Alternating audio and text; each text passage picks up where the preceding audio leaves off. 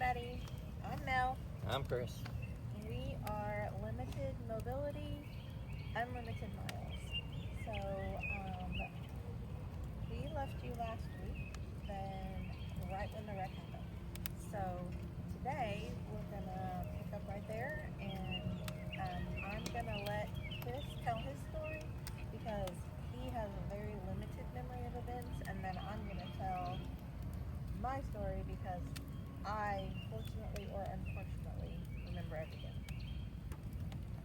We were out riding all day. I don't know this, but supposedly we were out riding all day, seeing some friends of ours. And Don't tell supposedly, just tell what you remember. okay, all I remember of that day is pulling up to. We never rode the interstate, but we was in a kind of a hurry to get home. We could drive the interstate for 10 minutes or the back way for about 30 minutes, and it was already dark. So we decided to take the interstate.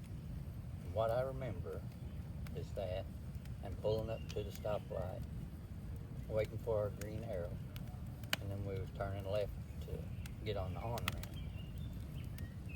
And what I remember about that is waiting for the light, making a left, and then I saw headlights, and like it felt like, or I remember seeing the headlights. I remember getting hit, but after that, I have no recollection of that whole day or the next month or so. Actually, yeah, I turn it back to you because I don't remember anything. Yeah, he doesn't really have a lot to offer. I don't know why I remember everything so vividly, but the first thing I remember is trying to sit up. So I was on the ground and I remember trying to sit up, and I'm right-handed, and we got hit on the right side. And I just remember not being able to put any weight and to sit up. I didn't have any pain. I don't remember any pain, and I don't know if that's just because I was in shock or if my mind is just telling me we're not going to let you remember that. But and one of the injuries that I got was a torn triceps tendon, which is right here. And so my arm really wasn't working, but I was trying to use it. So I remember doing that, and then I remember just laying there. And somebody came up to me. I found out later he was a policeman with which Gentry Police Department, and he was off duty. But he saw the wreck and he stopped. And what I remember is a man holding my face like this and just telling me, "I'm here with you. You're going to be okay. You're okay. People are coming." Just basically reassuring me. And what that meant to me, I can't even explain. Because I remember feeling like, okay, help's coming, I'm going to get help. And it was all because he sat there with me and he stayed with me until the ambulance got there. And then I remember them loading me up in the ambulance. I remember them starting an IV. And then I sort of remember driving, but I think I was kind of in and out of it at that point.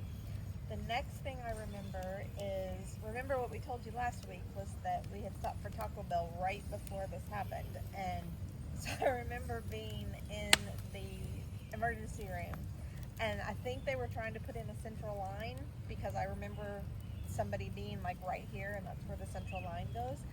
And I literally threw up all over him, like no respect, like to turn a different way or try to throw up on myself. I just went bleh, all over this poor person.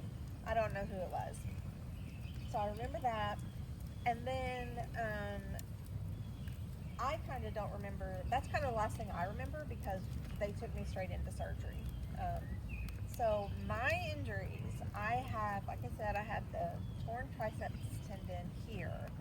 I had 3 broken ribs over here, and I broke my tibia, fibula, and my femur. So, which is basically all the bones in my right leg.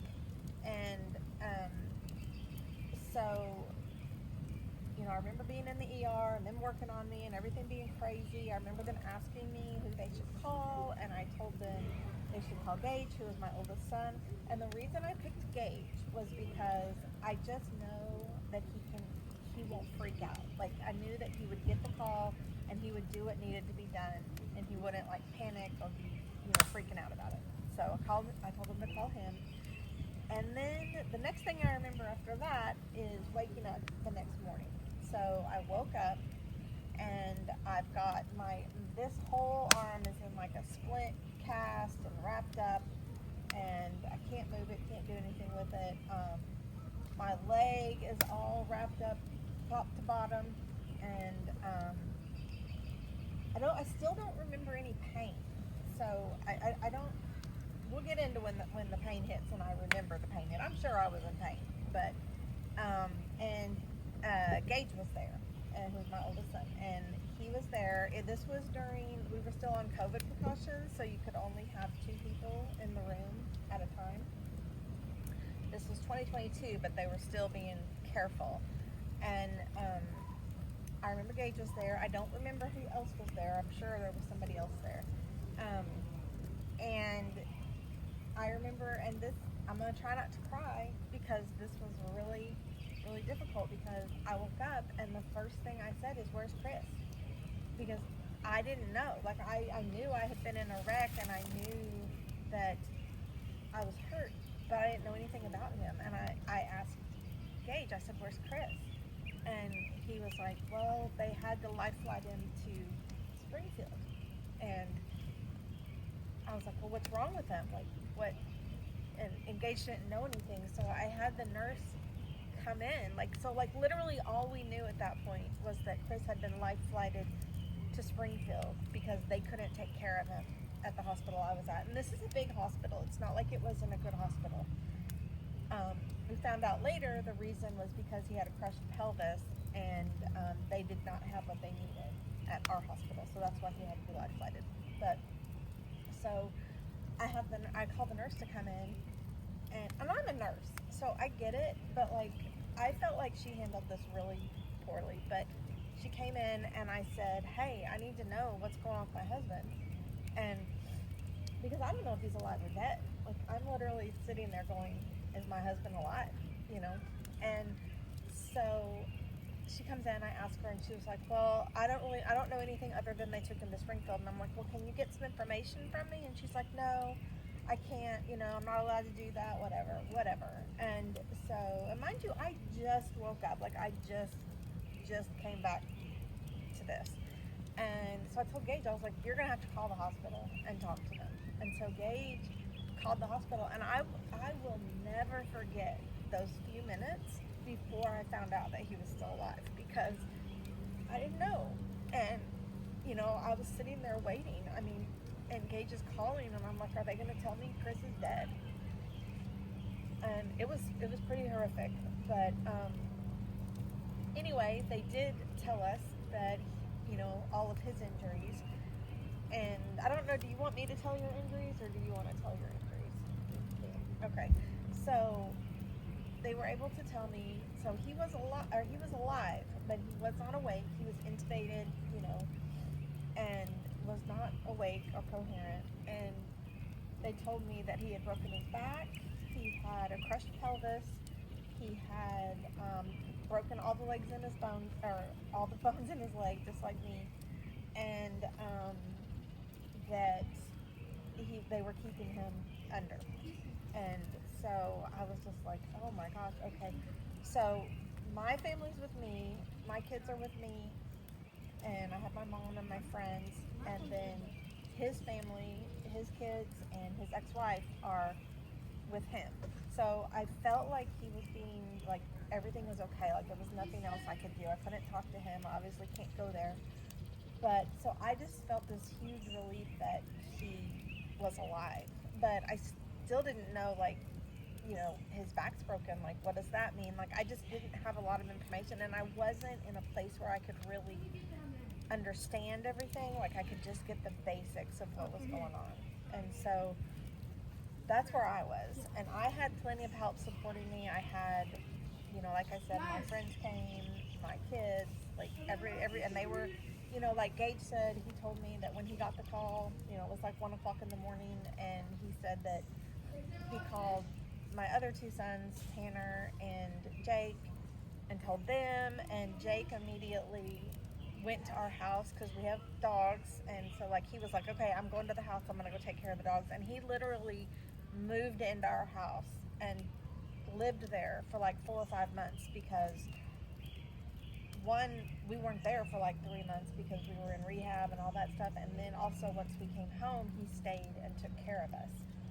So he did that. You know, Gage made sure everybody knew everything. He actually called Chris's family as well, because I don't think Chris was ever able to tell anybody anything. I think he was just too far.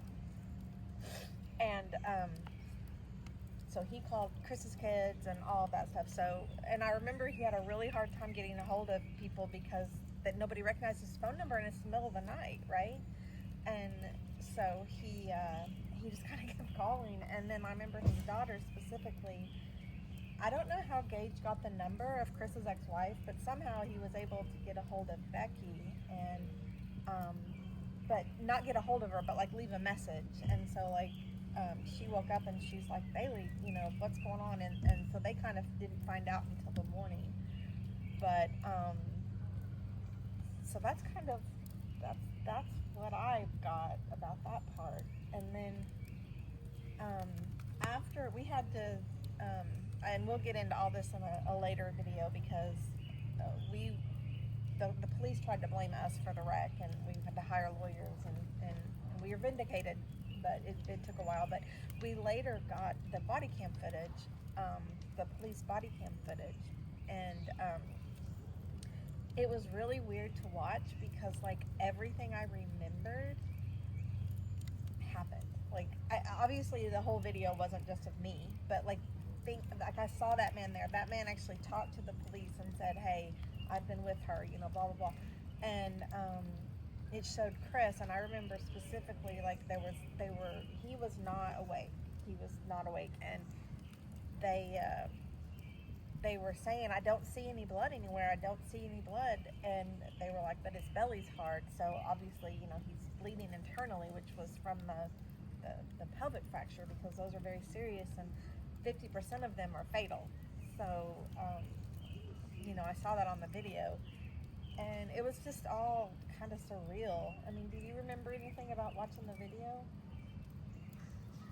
It's been a while since we both watched the video, but the only thing I can really remember, and I'm an ex-police officer, and I watched the video, and the body cam footage of the police was walking around Melody, and she's just all sprawled out in the middle of the road, and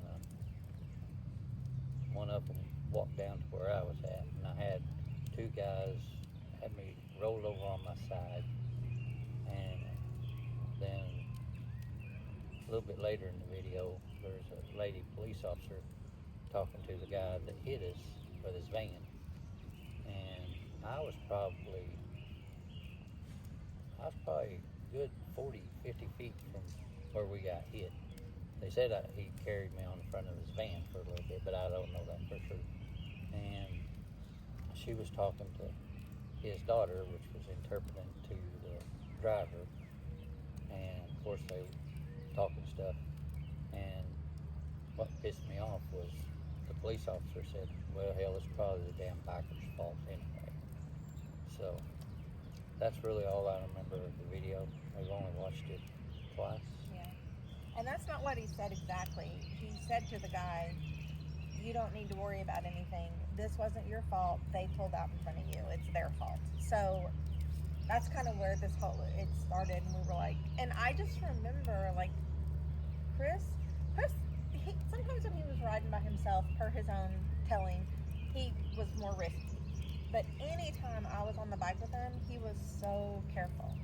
And so I knew 1,000% in my head, I'm like, he did not try to like run the yellow or any of that kind of stuff. Like he would have never done that. I knew that. So anyway, we did have to hire attorneys, and it cost us about $50,000 for them to prove that we were not at fault, but they did. anyway, so yeah, that's kind of where I'm gonna leave it this week. I'm awake in the hospital.